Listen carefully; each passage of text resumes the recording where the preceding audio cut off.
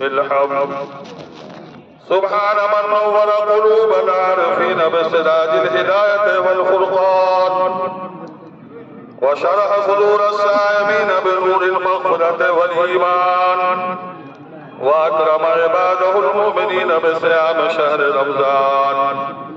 الله أكبر والله أكبر، لا إله إلا الله، والله أكبر والله أكبر ولله الحمد. سبحان من فتح لهم أبواب الرحمة والرضوان، ووعدهم دخول باب من أبواب الجنان، كما أخبرنا نبي آخر الزمان: إنا في الجنة باب يقال له الريان، لا يدخله إلا السائمون شهر رمضان. الله أكبر والله أكبر، لا إله إلا الله، والله أكبر والله أكبر ولله الحمد. سبحان من أنزل القرآن على نبينا في أشرف ليلة من ليالي شهر رمضان، وجعل قيامها خيرا من قيام ألف شهر بالعدل والإحسان، وأرسل فيه الملائكة لتبليغ سلامه على كافة أهل الحق والإيقان، وغفر لهم جميع الكبائر والعصيان. الله أكبر والله أكبر، لا إله إلا الله، والله أكبر والله أكبر ولله الحمد. ثم الصلاة والسلام على خير الورى، بدر الدجى، نور الهدى، سابق قوسين وأدنى رسول الثقلين، نبي الحرمين،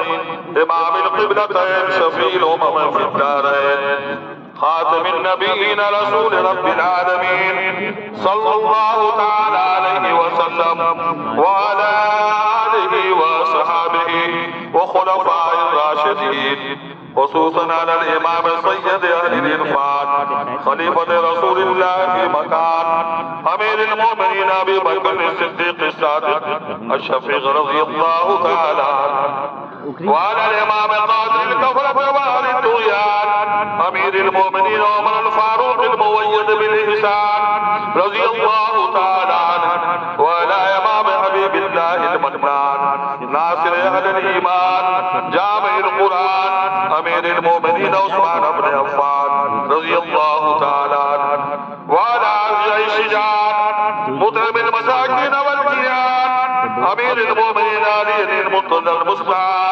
كرم الله تعالى وجهه، وعلى الإمامين الفاضلين الكاملين أبي محمد الحسن وأبي عبد الله الحسين رضي الله تعالى عنهما، وعلى أمهما سيدة النساء فاطمة الزهراء رضي الله تعالى عنها، وعلى عمه الشريفين المكرمين بين الناس الحمرة والعباس رضي الله تعالى عنهما، وعلى جميع المهاجرين والأنصار والتابعين الأخيار الأبرار إلى يوم القيامة رضي الله تعالى عنهم.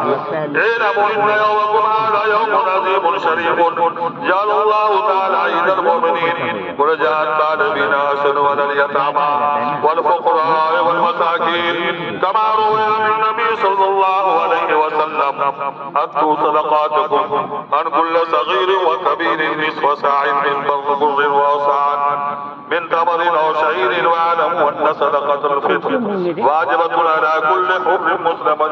له نساب، فأذن حوائج الأسرية لنفسه ولولده ولصغيره ولعبده ولجاريه ملكا. قال النبي صلى الله تعالى عليه وسلم: زكاة الفطر طهرة للصيام من اللغو والرفث وتعمة للمساكين. بارك الله لنا ولكم في القرآن العظيم، ونفعنا وإياكم بالآيات والذكر الحكيم. أستغفر الله لي ولكم أجمعين، إنه هو الغفور الرحيم.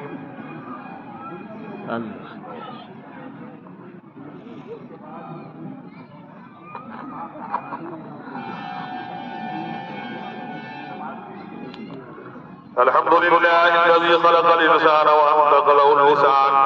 وعلمه البيان وعين للصيام من شهور سنة شهر رمضان، وأشهد أن لا إله إلا الله وحده لا شريك له، وأشهد أن محمدا عبده ورسوله.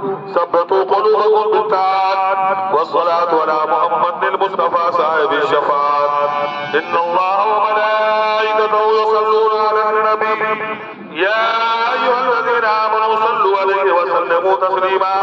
اللهم صل على محمد وعلى آل محمد بعد من صلى وسلم وصل على محمد وعلى آل محمد بعد من قاد وقام وصل على جميع الأنبياء والمرسلين وعلى عباد الله الصالحين وعلى أهل طاعتك أجمعين برحمتك يا أرحم الراحمين اللهم اغفر للمؤمنين والمؤمنات والمسلمين والمسلمات الأحياء منهم والأموات إنك مجيب الدعوات برحمتك يا أرحم الراحمين اللهم اجعل الإسلام والمسلمين مقاصد العبد الذي يرجو شفاعة النبي الجازي أدام الله تعالى ملكه وسلطانه وفى ظالمين بره ولسانه اللهم انصر من نصر دين محمد صلى الله تعالى عليه وسلم واجعلنا منهم واخذل من خذ دين محمد صلى الله تعالى عليه وسلم ولا تجعلنا منهم عباد الله إن الله يأمر بالعدل والإحسان وإيتاء ذي القربى وينهى عن الفحشاء والمنكر والبغي يعظكم لعلكم تذكرون ولذكر الله تعالى أعلى وأولى وأعز وأجل وأتم وأحق وأعظم وأكبر اللهم آمين آمين يا رب العالمين اللهم صل على سيدنا مولانا محمد طب القلوب ودوائها وعافية الأبدان وشفائها ونور الأبصار وزيائها وآله وصحبه دائما من أبدا ربنا ربنا ربنا آتنا في الدنيا حسنة وفي الآخرة حسنة وقنا عذاب النار وأدخلنا الجنة مع الأبرار يا عزيز يا غفار يا عزيز يا غفار اللهم صل على سيدنا مولانا محمد صلاة تنجينا بها من جميع الأهوال والآفات وتقضي لنا بها جميع الحاجات وتطهرنا بها من جميع السيئات وترفعنا بها عندك على الدرجات وتبلغنا بها أقصى الغايات من جميع الخيرات في الحياة وبعد الممات إنك على كل شيء قدير برحمتك يا أرحم الراحمين لا إله إلا الله